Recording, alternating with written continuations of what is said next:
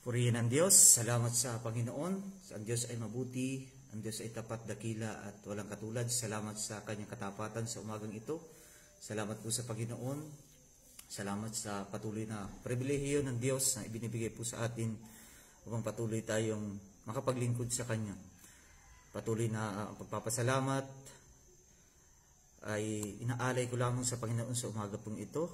Bago po ang lahat, ako po si Brother Romulo Flores from District 2, Marinduque. Mga kapatid, salamat sa kanyang katapatan. Salamat sa kabutihan ng Diyos. At tayo patuloy na magbubulay-bulay, mag-aaral ng kanyang banal at makapangyarihan salita. Praise God sa ating Diyos na walang katulad. Diyos na hindi nagbabago. At Diyos na napakayaman sa pag-ibig at kahabagan. Hallelujah! Tayo nga po sa umaga pong ito. Yan, magpapalang umaga po sa bawat isa.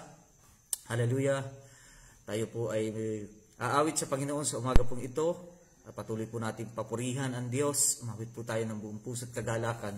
Kapatid, ang aking boses ay hindi talaga ito pang singer, ngunit inaalay ko ang awit na ito para sa ating Diyos. Hallelujah! Hallelujah! Hallelujah!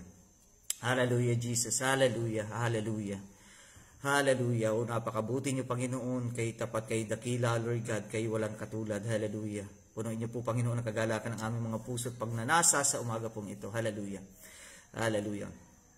O Panginoon, aking kalakasan, iniibig kayong tunay, matibay na muog at tagapagligtas, Diyos na sa amin nag-iingat, tagapagtanggol at kalasag. Minsan pa, hallelujah.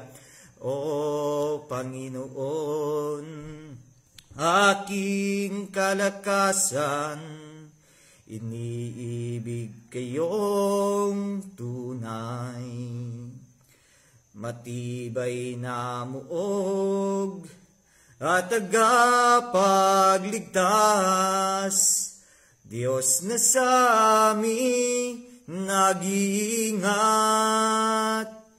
tagapagtanggol at kalasag. O Yahweh,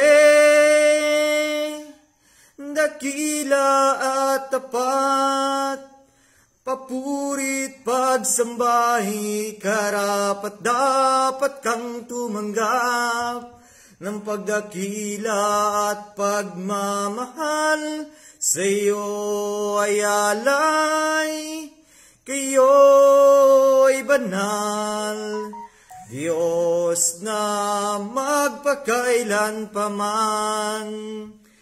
O Panginoon, aking kalakasan, iniibig kayong tunay, matibay na muog at tagapagligtas, Diyos na sa amin nag-iingat, tagapagtanggol at kalasag. O Yahweh, dakila at tapat, papurit pagsambahi, karapat dapat kang tumanggap ng pagdakila at pagmamahal. Sa iyo ay alay, kayo ay banal, Diyos na magpakailan paman. O Yahweh, dakila at tapat, papurit pagsambahi, karapat dapat kang tumanggap ng pagdakila at pagmamahal. Sa iyo ay alay, kayo ay banal, Diyos na magpakailan paman. Sa uling pagkakataon, O Yahweh, dakila at tapat, papurit pagsambahi, karapat dapat kang tumanggap ng pagdakila at pagmamahal. Sa iyo ay alay, kayo'y banal, Diyos na magpakailan paman. Kayo'y banal, Diyos na magpakailan paman. Diyos na magpakailan paman. Hallelujah, Hallelujah, Jesus. Oh, praise, hallelujah. Hallelujah, hallelujah. Oh, praise you, Jesus. Hallelujah. Hallelujah. We praise you, King Jesus. Hallelujah. Salamat sa inyo, Panginoon. Salamat po sa inyo, aming Ama, aming Diyos, sa inyong katapatan, Panginoon. Patuloy ka po namin pinupuri, pinasasalamatan, niluluwalhati at pinaparangalan sa umagang ito, sapagkat karapat dapat kayo, Panginoon, sa lahat ng pagsamba, karapat dapat kayo, Panginoon, sa lahat ng pagpupuri. Salamat po, Panginoon, sa inyo sa panibagong buhay, kalakasan, panibagong araw na ito, Panginoon, panibagong pag-asang patuloy na kayo nagbibigay. Salamat po, Panginoon, pagkat patuloy niyo po kami binibigyan ng Panginoon ng pribilehiyo upang kayo purihin, sambahin, luwalhatiin, hallelujah, papurihan, parangalan. Hallelujah, sa umaga pong ito, Panginoon, dalangin ko po ang patuloy na pangunguna ninyo, aming Ama, aming Diyos, ang patuloy na pagpapala ninyo, Panginoon, pagbibigay ng kalakasan sa bawat isa, Panginoon. Lord God, anong mga natagpuan yung karumihan sa aming mga buhay, sa aming mga naisip, nasalita, nagawa, na nakapagdulot ng kasalanan, sa aming mga buhay, Panginoon. Sa umaga pong ito, patuloy po kami nagpapalinis sa inyo, Panginoon, nagpapahugas ng iyong banal na dugo mula ulo hanggang talampakan, at patawarin sa lahat ng aming kamalian, kasalanan sa inyo, Panginoon, upang sa gayon maging karapat-dapat ang aming mga puso, buhay, aming buong pagkatao sa pagpupuri, pananamba, pagbulay-bulay ng iyong banal at makapangyarihan salita. Dalangin ko po ang malayang pagkilos ninyo, paggawa ninyo, Panginoon, sa aming mga buhay. Pagkalubaan niyo nga po, Panginoon, kami ng karunungan, ng malawak na pagkaunawa, Panginoon, sa inyong banal at makapangyarihan salita. Bilang iyong abang alipin sa umaga pong ito, ako pinagpapakumbaba, Panginoon, apart from you, wala po akong magagawa. Kung wala ang iyong banal na pagsama, Panginoon, isa lamang akong batingaw sa umagang ito na walang halaga, Panginoon, walang pakinabang. Ngunit dalangin ko po, Panginoon, ang iba yung pagkilos ninyo, ang pangunguna ninyo, Panginoon.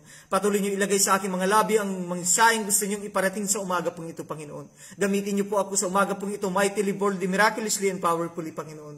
Dalangin ko po, Panginoon, sa aking mga kapatid, sa mga nanonood, nakikinig ng FB Live na ito, Panginoon. Patuloy niyo po silang pagpalain, Panginoon. Bigyan niyo sila ng kalakasan, panibagong hamon, Panginoon, panibagong bagay, Panginoon, na mararanasan nila sa mga buhay na ito, Panginoon. Hallelujah. Sa kanilang mga buhay. Ingatan niyo po ang bawat isa, pangunahan niyo po ang bawat isa, Panginoon. Kayong Diyos, sa patuloy po namin itinataas, pinapupurihan, pinaparalangalan sa umaga pong ito. Patuloy niyo po, Panginoon, punuin ang pagnanasa ang aming mga puso, ng kagalakan, ng pag-ibig, kapayapaan ng aming mga kaisipan, Panginoon. Ano mang bumabagabag sa aming mga buhay, pananampalataya sa umaga pong ito, Panginoon. Tanggalin niyo palitan ng pananampalataya upang sa gayon ang aming pag-aaralan, Panginoon. Ito'y matanim, Panginoon, sa pinakamatubang bahagi ng aming mga puso, ng aming mga buhay. At alam po namin, Panginoon, ito'y bubunga, mag-uuhay ng napakaraming pagbubunga sa aming mga buhay, Panginoon. Salamat po sa inyo, purihin po kayo, dakilain kayo, luwalhatiin kayo sa pangalan ng aming Panginoong Hesus. Amen at amen. Salamat sa Panginoon, salamat sa kanyang katapatan, purihin ng Diyos. Mapagpalang umaga po, mga kapatid. Isang kagalakan na makasama ko po kayo sa Panginoon sa umagang ito sa pag-aaral ng banal at makapangyarihan salita. Kung kapoy may mabanal na kasulatan, makipagbukas po kayo sa akin, mga kapatid, sa aklat po ng Roma, aklat ng mga taga-Roma, chapter 12, verse 1. Hallelujah.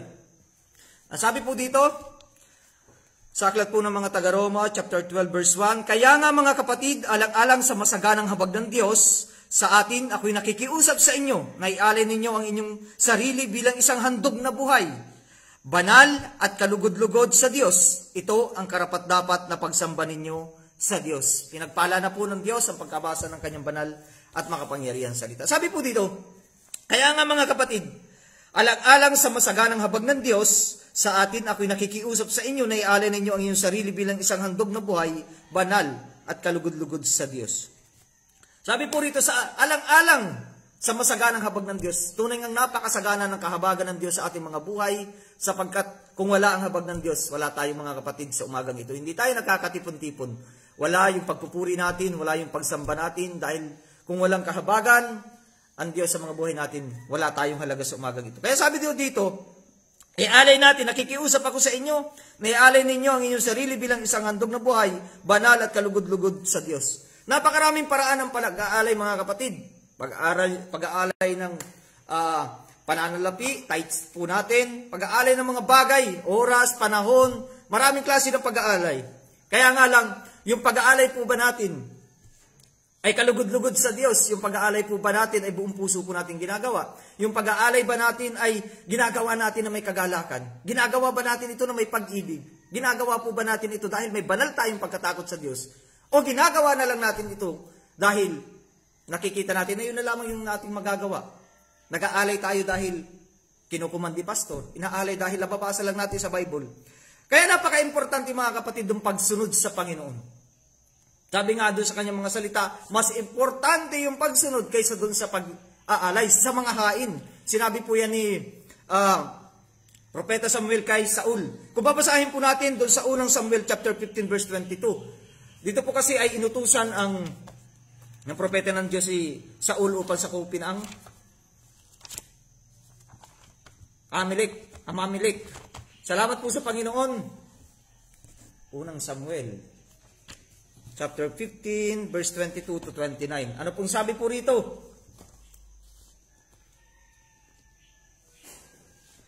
Sabi po rito, mga kapatid, sinabi ng Samuel, akala mo ba higit na magugustuhan ni Yahweh ang handog at hain kaysa sa pagsunod sa Kanya?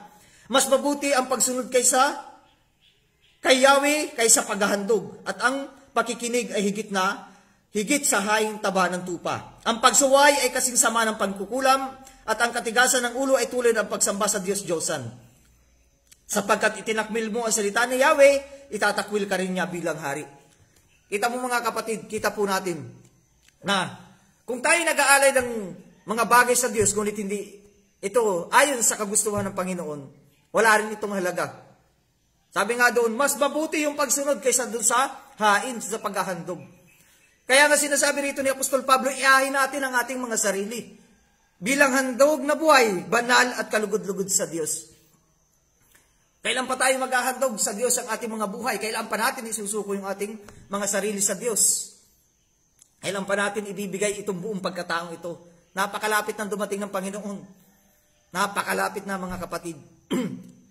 Kaya naman, nakikiusap si Apostol Pablo sa atin, yung ating mga sarili, ibigay na natin sa Diyos. Isuko na natin ganap. Magpakatotoo na tayo sa paglilingkod. Malapit na siyang dumating, mga kapatid. Ang tanong, kasama ba kaya tayo? Kapag bumalik na ang ating Panginoon, kasama kaya tayo doon sa rapture? O kasama tayong maiiwan? Ang tanong, handa ka na ba? Handa na ba tayo sa pagdating ng ating Panginoon?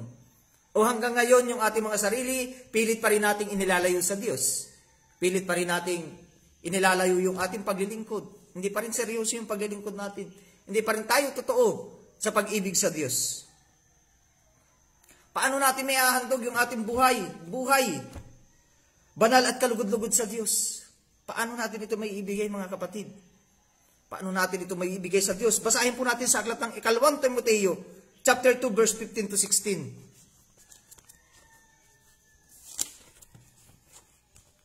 Sabi po rito, Ikalawang Timoteo, chapter 2, verse 15 to 16. Sabi rito, paano natin may iahandog ang ating buhay na banal at kalugod-lugod sa Diyos? Sabi po rito ni Apostol Pablo kay Timoteo, sikapin mong maging kalugod-lugod sa panginingin ng Diyos.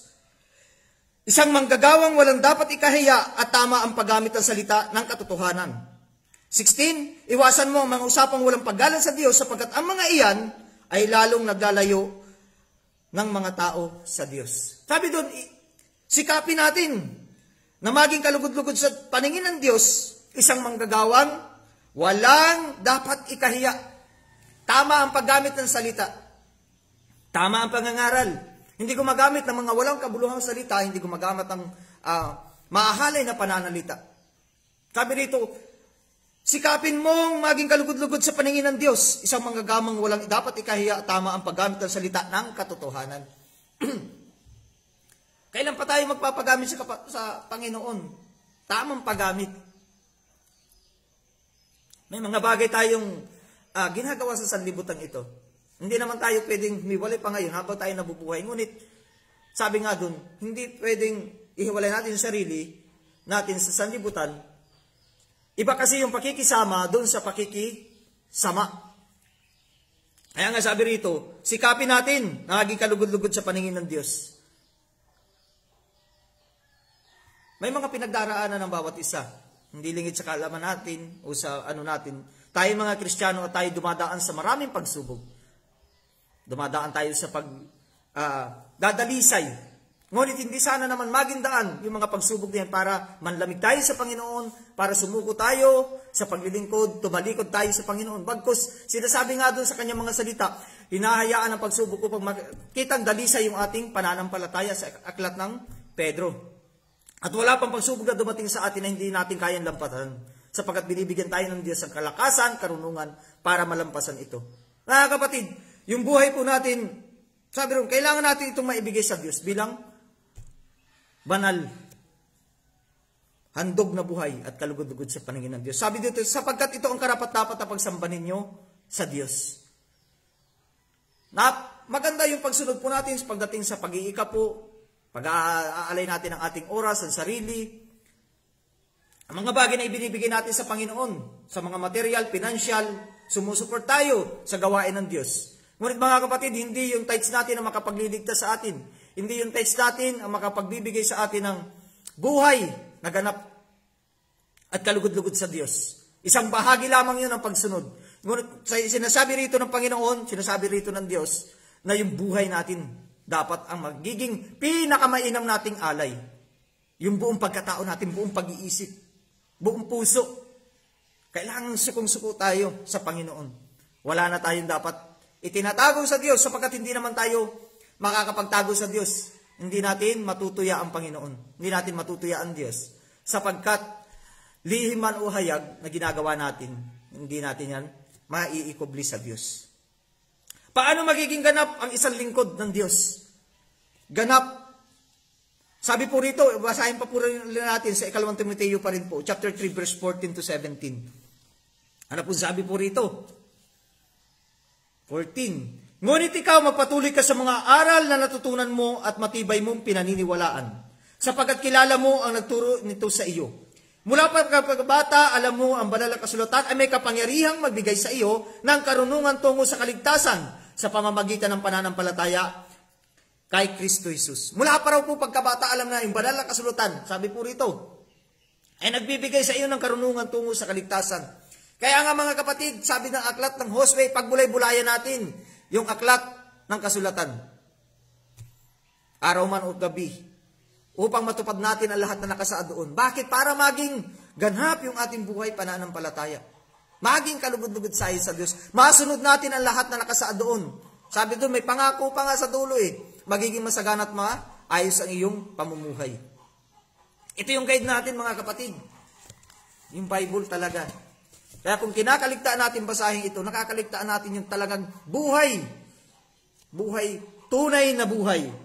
16, ang lahat ng kasulatan ay kinasihan ng Diyos at kapakipakinabang sa pagtuturo ng katotohanan, pagsaway sa kamalian, sa pagtutuwid ng likong gawain, at pagsanay para sa matuwid na pamumuhay. Napakaliwanag po ng mga kapatid.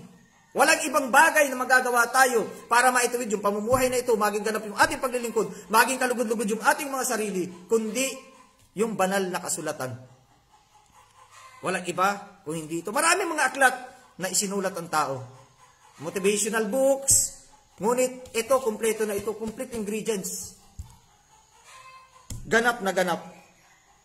Sabi po rito, upang ang lingkod ng Diyos ay maging ganap at handa sa lahat ng mabubuting gawain. Kaya pala, hinihikayat tayo ni Apostol Pablo na ialay natin ito yung ating mga sarili bilang handog, isang handog na buhay, banal at kalugod-lugod sa Diyos, sapagkat sinasabi rito, upang ang lingkod ng Diyos ay maging ganap at handa sa lahat ng mabubuting gawain. Sa lahat ng bagay, magiging mabuti yung gagawin natin. Handa sa lahat ng gawain, mabuting gawain. Kaya pala sinasabi doon, ialay ninyo inyong mga sarili bilang handog na buhay ganap at kalugod-lugod sa Diyos. Hallelujah. Grabe yung pakikiusap ni Apostol Pablo sa atin na nakikiusap ako sa inyo sa ibang kasaluhan. Ipinamamanhi ko sa inyo, niaalay ninyo ang inyong mga sarili. Sapagkat walang ibang gandang alay sa Diyos kundi yung ating mga sarili. Gayon din yung ginawa ng mga taga-Macedonia. Hindi lamang dahil sila naghihikaw, sila talaga yung pag nababasa ko to talagang nagkakaroon ako ng paghangas at pagpupuri sa Diyos sapagkat sa kabila ng kakulangan ng mga taga-Macedonia sa aklat po ng 2 Korinto, yung mga pag-aalay ng mga taga-Macedonia, ang isa sa pinakadabes sa pag-aalay. Kasi kahit sila naghihikaos, nakikiusap silang bigyan sila ng pagkakataon upang makapagbigay. Hindi lamang yung makapagbigay dahil ibigay nilang talagang totoo yung kanilang mga sarili. Inihain nila yung kanilang mga sarili sa Diyos. Salamat sa Panginoon. Tunay nga mga kapatid, yung buhay po natin, walang halaga ito kung hindi natin ipapagamit sa Diyos. Walang halaga ito. Napakarami ko ng patutuo sa buhay na ito. No? Mga unang-unang Kristiyano pa ako, takas ako ng takas. Iwas ako ng iwas sa Panginoon. Ngunit nagiging mas masidhi lamang yung pamumuhay. Nagiging walang kabuluhan, walang kwenta. Kapag tayo laging lumalayo sa Panginoon, hindi tayo nagpapagamit sa Panginoon. Kaya nga lang, kapag sa Panginoon ka, mauhuli at mauhuli ka ng Diyos. Pag umuwi ako ng Marinduque, kapag hindi na ganap yung kasiyahan dito, babalik na naman ng Manila, doon na naman makikipagsapalaran na walang kabuluhan. Ngunit salamat sa Diyos, salamat sa pandemic, ibinalik ako ng Diyos sa lugar na ito. Salamat sa kanyang katapatan, ang Diyos ay patuloy na kumikilos sa aking buhay. At hindi ko masasabing ganap na yung buhay ko, ngunit sinisikap ko na patuloy na maipagamit sa Panginoon. Patuloy na magbigay ng kaluguran sa Diyos yung mga ginagawa ko bawat araw. Kaya nga tinatanong ko ang Diyos bawat gabi, bawat araw ng aking buhay. Sa buong maghapon ba, Panginoon, napaluguran ba kita sa mga ginagawa ko? Lagi ko natatanong yan sa Panginoon. Sapat ba yung paglilingkod ko sa buong maghapon na ito sa Panginoon? Sapat ba sa inyo ito, Panginoon? Tama ba yung mga nagawa ko? Nakapagbigay ba ako ng kaluguran sa inyo? Hindi ba ako nakasakit ng damdamin ng aking kapwa? Salamat sa kanyang katapatan, napakabuti talaga ng Diyos, mga kapatid. Magpatuloy po tayo, bumasa pa tayo ng mga ilang talata. Aklat ng 2 Korinto chapter 6 verse 3 to 10. Ano pong sabi po rito?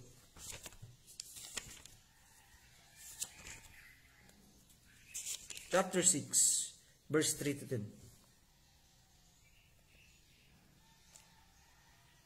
Sabi po rito, 2 Korinto chapter 6 verse 3 up to 10. Iniwasan namin makagawa ng anumang makakahadlang kanino man upang hindi mapulaan ang aming paglilingkod. So yun, mga bagay na ito. Sa halip sa lahat ng paraan, sinisikap namin ipakita ang aming katapatan bilang mga lingkod ng Diyos. Kami matiyagang nagtiis na sa lahat ng uri ng kahirapan, kapigatian at mga kagipitan. Kami hinagupit, ibinalenggo at binugbog. Naranasan naming magtrabaho ng labis, magpuyat at magutom. Namuhay kami ng malinis, may kaalaman, pagtitiis, kabutihan, patnubay ng Espiritu Santo, tunay na pag-ibig, tapat na pananalita at kapangyarihan ng Diyos. Ang pagiging matuwid ang siya naming sandatang panlaban at panangga. Naranasan naming maparangalan at ipahiya, ang laitin at papurihan. Kami itinuring na sinungaling, gayong totoo naman ang aming sinasabi. Hindi kinikilala, gayong kami kinikilala ng marami. Itinuturing na patay na, ngunit buhay pa naman. Pinarusahan kami, subalit hindi pinapatay. Ang tingin sa amin ay malulungkot, gayong kami mga nagagalak, mga dukha, ngunit marami kaming pinapayaman at mga walang-wala, ngunit sagana sa lahat ng bagay. Hallelujah! Napakaganda po nung sinasabi po. Iniwasan naming makagawa ng anumang bagay na makahadlang kanino man upang hindi mapulaan ang aming paglilingkod. Isipin niyo mga kapatid, iniiwasan nila ni Apostol Pablo na makagawa ng mga bagay na makahadlang upang hindi mapulaan ang kanilang paglilingkod. Ngayon, nasahin din natin sa mga puso yung mga ganitong bagay. Hallelujah! Sa halip lahat ng paraan ay sinisikap naming ipakita ang aming katapatan bilang mga lingkod ng Diyos. Hallelujah! Grabe! Purihin ang Diyos. Bawat oras, minuto ng ating mga buhay, sabi nga ni Apostol Pablo, kailangan hindi nakakadlang yung ating mga ginagawa para bigyan ng papurihan ang Panginoon, ang Diyos. Kundi sa lahat ng pagkakataon, oras, lahat ng ating ginagawa. Aklat ng Colossus chapter 3 verse 23. Ano man ang ating ginagawa, gawin natin ito na parang sa Panginoon tayo naglilingkod at hindi sa tao. Naglilingkod tayo para sa Diyos, hindi para papurihan yung ating mga sarili, hindi para bigyan ng papuri ng tao yung ating mga buhay, kundi magbigay tayo ng papuri sa Diyos. Makita yung mga buhay natin na tayo nasa sa atin si Kristo. Magkaroon tayo ng napakagandang patutuo sa mga buhay na ito sapagkat yung mga patutuo natin, mga testimony natin, yung ipinapakita natin sa araw-araw ng ating pamumuhay, doon tayo talaga makikita na tayong mga tunay na mananampalataya at tunay na tagasunod ng Panginoong Hesus. Yung testimony po natin. Napakalaking bagay po niyan. Sapagkat hindi ka pa nagsasalita kapag nakikita ng tao sa iyo na nananahan sa iyo si Kristo, ibang bagay na po yung mangyayari po sa kanila. Hallelujah. Kaya ano man yung ating gagawin, sasabihin, ano man yung ating iniisip, gawin natin ito na parang sa Panginoon natin ito ginagawa at hindi sa tao. Mga bagay na dapat sa bawat buhay natin, ito yung ating ipinapamalas. Sabi pa nga rito, hinagupit sila, ngunit hindi sila gumanti ng anuman. Sapagkat tinatanggap nila na nararanasan nila yung mga bagay na ito sapagkat ito yung iniloob ng Diyos. Sa mga pagsubok na pinagdaraanan natin sa buhay, natutunan ko mga kapatid, laging positibo yung pananaw natin, yung pagtanggap natin sa mga pagsubok. Hindi ko tinitingnan ng negatibo, pagkus laging positibo. Kung may kakulangan, siguro may pagtuturo ang Panginoon sa akin. Ngunit, sa pamumuhay na ito, hindi ko naranasan pinagkulang ako ng Panginoon. Labis-labis pa nga sobra-sobra, saganang-sagana. Tunay nga na kapag nagtapat ka sa Panginoon, talagang bubuksan niya yung durong awan ng langit at ibubuhos ang masaganang pagpapala para sa iyo. Minsan ka nakakagulat talaga, biglang may dumarating na blessing, ibinibigay ng Panginoon. Hindi mo inaasahan. Hindi naman doon sa usapin ng laki na ibinibigay mo. Yung katapatan, yung pag-ibig, yung puso. Ginagawa mo ito dahil mahal mo ang Panginoon. At ang Panginoon naman, na nangako sa atin ay hindi nag-iiba ng kanyang pangako. Yung pangako niya noon, ngayon at magpakailan kailanman, hindi magbabago yun mga kapatid. Hallelujah. Kaya nga mga kapatid, sabi rito, ialin natin ang ating mga sarili bilang handog na buhay, banal at kalugod-lugod sa Diyos. Sapagkat ito ang karapat-dapat na pagsamba natin sa ating Diyos sa buhay. Salamat po sa Panginoon sa umagang ito. Nawa ang ating pinag-aralan, mga salitang inihayag ng Diyos sa umagang ito, nagbigay sa atin ng panibagong hamon. Isa panibagong kalakasan espiritual na magiging sandalan natin, katatagan natin, isang bagay na pangahawakan natin. Isang bagay na dapat natin ginagawa. Isang bagay na dapat lumalago sa mga buhay po natin. Ialay po natin yung ating mga sarili. Tapat na pag-aalay. May pag-ibig na pag-aalay. Totoong paglilingkod. Hindi pakitang tao lang. Salamat sa kanyang mga salita. Salamat sa katapatan ng Diyos. Hallelujah! Tayo po'y mananalangin sa umagang ito. Salamat sa kanyang katapatan. Ilapit natin sa Diyos ano man yung ating mga hinaing, daing, ano man yung pinagdaraanan natin. Sama-sama tayong manalangin mga kapatid sa umagang ito. Ilapit natin yung mga pangangailangan natin sa Panginoon. Yung pagpapasalamat natin. Salamat sa kanyang katapatan. Hallelujah! Salamat po sa inyo aming Ama, aming Diyos. Salamat sa inyong katapatan. Salamat sa patuloy na pagpapala nyo sa bawat buhay po namin. Salamat sa inyong mga salita sa umaga po ito. Tunay nga Panginoon na patuloy naming ialay ang aming mga buhay, ang aming mga sarili, isang handog na buhay, ganap, kalugod-lugod, banal sa inyong banal harapan Panginoon. Dalayan po Panginoon sa aking mga kapatid sa umaga pong ito, sino man dumaraan ng pagsubok, patatagin niyo po sila Panginoon. Tulungan niyo po sila, itawid niyo po sila Panginoon. Bigyan niyo po sila ng kalakasan, ng pagtitiwala at pananampalataya sa inyo. Sino man Panginoon ang dumaraan sa mga sakit karamdaman, you're the Jehovah Rapha Panginoon. Kayo yung Diyos na nagpapagaling noon, ngayon at magpakailan pa man. Walang anumang sakit na hindi kaya niyong paggalingin Panginoon. Sapagkat kayo yung Diyos na patuloy na nangako sa amin sa inyong mga latay at sugat, kami inyong pinagaling Panginoon. Hallelujah. Salamat po sa umaga pong ito. Dalangin po namin Panginoon ang aming Superintendent, Panginoon, Pastor Joseph Masaredo, patuloy mo po siyang ingatan, Panginoon, pagpalain ang kanyang buhay, bawat paghakbang ng kanyang mga Panginoon, patuloy mo siyang ingatan. Patuloy mo buksan ang durungawan ng langit, dibuhos sa masaganang pagpapala sa kanyang pamilya, sa kanyang buong sambahayan, Panginoon. Ingatan mo siya, Panginoon, layo sa anumang kapamakan, sa anumang gawa ng kaaway sa kanilang mga buhay. Hallelujah. Pagpalain niyo po siya, Panginoon, gawin siya, Panginoon, maging kagamit-gamit, Panginoon, hallelujah, sa lahat ng oras at pagkakataon, Panginoon. Sa lahat ng district supervisor, Panginoon, mula District 1 hanggang District 9, pagpalain niyo ang kanilang mga buhay, bigyan niyo sila, Panginoon, ng katapangan, Panginoon, bigyan niyo sila, Panginoon, ng lahat ng bagay ng kanilang pangangailangan. Sa lahat ng aspeto, Panginoon, financially, spiritually, emotionally, physically, Panginoon, mentally, pagpalain niyo sila, Panginoon. Panginoon, iwas mo sila sa anumang gawa ng kaaway sa kanilang mga buhay. Kung sila may pinagdaraanan, may mga sakit sila, Panginoon, alam po namin, Panginoon, bawat bagay na pangyayari dahil sa inyong kalooban, Panginoon. Salamat po sa inyo sa umagang ito, sa lahat ng papasok ng trabaho, Panginoon.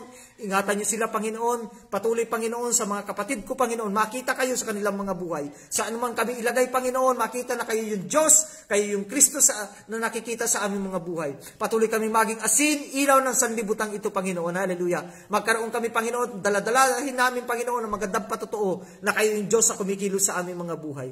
Pagpalain niyo po ang bawat isa nakikinig sa umagang ito, Panginoon. Ano man ang kanilang kalalagayan, batid niyo sila, Panginoon, batid niyo ang kanilang kalalagayan. Pagpalain niyo sila, Panginoon, hallelujah. Patuloy mo sila, Panginoon, gamitin, Panginoon, sa inyong ubasan, hallelujah. Isuko na namin ang aming mga buhay, Panginoon, totoong pagsugo, ipagamit namin ang aming mga buhay sa totoong pagpapagamit, Panginoon. Gamitin, Panginoon, ang mga buhay na ito sa paglilingkod sa inyo, sapagkat napakalapit na ng inyong pagdarating, Panginoon, ng inyong pagbabalik. Kaya naman, Panginoon, patuloy po namin ipagamit ang mga buhay na ito, hallelujah, sa inyong ubasan, hallelujah.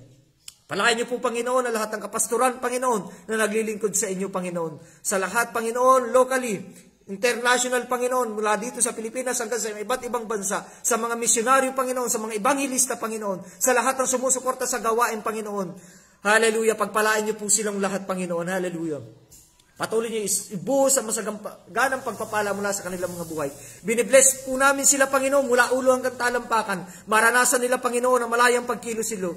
Hallelujah. Patuloy na manatili sa bawat puso po namin, Panginoon, ang pag-ibig, ang kagalakan, ang kapayapaan, Panginoon. Hallelujah. Patuloy na magkaroon, Panginoon, sa aming mga buhay ang totoong pagsuko sa inyo, Panginoon. Hallelujah. Salamat po sa inyo sa umaga pong ito. Lahat ng bagay ay pawang nalalaman ninyo, Panginoon. Lahat ng bagay sa aming mga buhay, alam ninyo, aming Ama, aming Diyos. Kung anuman ang kailangan ng aking mga kapatid, ipagkaloob niyo po ito, Panginoon. Anumang kanilang kalalagayan, patuloy kayong magtawid sa kanila. Salamat po sa inyo. Purihin po kayo, dakilain kayo, luwalhatiin kayo sa pangalan ng aming Panginoong Hesus. Amen at amen. Salamat po sa Panginoon. Muli, Brother Romulo Flores po, mula sa District 2, Marinduque. Salamat po sa kanyang katapatan. Salamat sa kanyang patuloy na pagpapala. Pagpalain po tayong lahat ng Panginoon. Isang mapagpalang umaga po, mga kapatid sa Panginoon. Purihin ang Diyos. Merry Christmas po. Maligayang Pasko sa bawat isa. Salamat po sa Panginoon.